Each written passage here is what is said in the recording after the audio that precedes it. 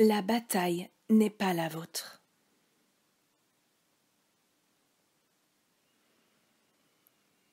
Chaque fois que vous traversez une période de malheur ou de maladie, de pénurie ou de manque de paix, ou de manque de prospérité ou de frustration, souvenez-vous que tout cela n'a rien à voir avec votre monde extérieur. Il est impératif que vous compreniez ceci.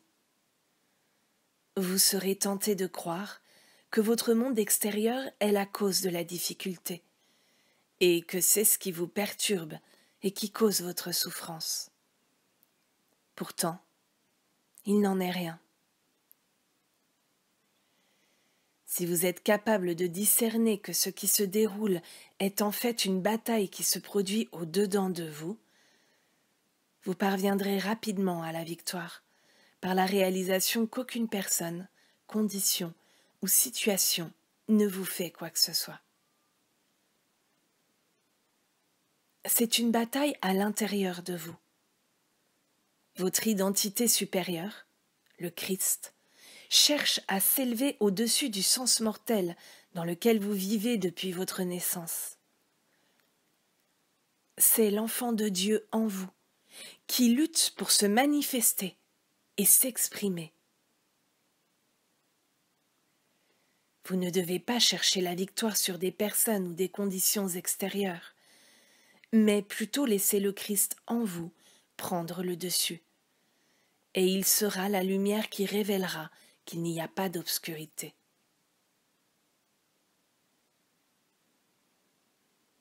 La bataille ne peut jamais être contre des gens, des conditions ou des choses. La bataille doit toujours être avec votre conscience, jusqu'à ce que votre véritable identité, votre filiation divine, prenne le dessus. Alors vous découvrirez que ce manque apparent extérieur est déjà comblé dans le ciel. Lorsque vous êtes tenté de combattre un faux sens de péché, de maladie, de condition, de limitation, de manque sous quelque forme que ce soit, je vous conseille de vous détendre aussitôt et de vous souvenir que ceci n'est pas vrai. Ne vous condamnez pas vous-même. C'est très important. La bataille est votre identité Christ qui essaie de se manifester. Et à mesure que vous vous détendez de la lutte, et cessez de vous condamner, et cessez de combattre le mal, et dans la mesure où vous remettez votre épée au fourreau et vous reposez dans la tranquillité et la paix, le Christ prendra le dessus.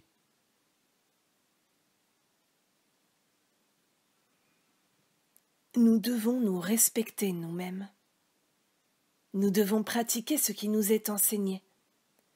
Nous devons accepter ce principe que le Christ fait son ascension à travers nous et laisser la bataille entre la chair et l'esprit faire rage.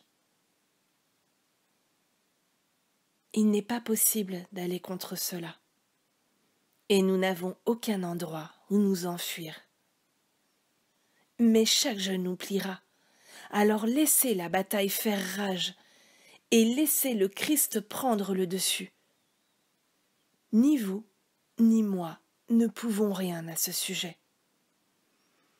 Nous ne pouvons pas faire que ce soit ainsi, et nous ne pouvons pas non plus précipiter les choses. La seule chose que nous pouvons faire, c'est de nous abandonner et de nous pardonner nous-mêmes autant que nous pardonnons à notre prochain.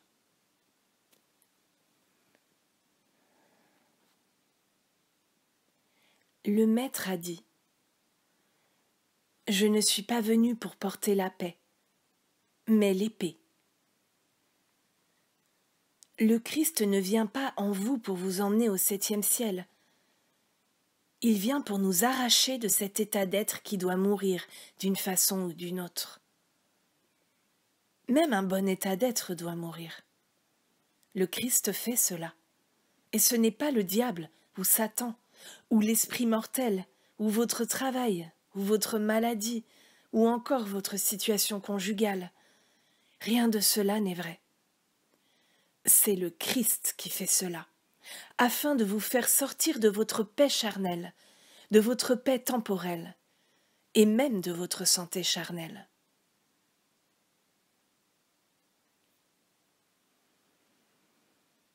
N'aie pas peur, c'est moi, c'est je. Selon le concept humain, cela paraît horrible. Mais d'un point de vue spirituel, cette bataille dont nous faisons l'expérience, c'est notre façon de nous libérer. C'est le grand secret de la vie spirituelle. Et le secret, c'est que c'est le Christ qui fait cela. Ce n'est pas la conscience humaine. Cela nous libère du fardeau de la croyance que c'est à nous de faire quelque chose. Non. Tout ce que nous avons à faire, c'est de laisser le Christ prendre le dessus.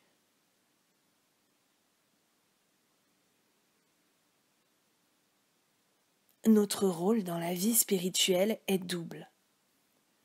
Premièrement, c'est de prendre conscience et de reconnaître cette présence spirituelle. Deuxièmement, c'est de ne pas résister, ni de combattre les apparences matérielles.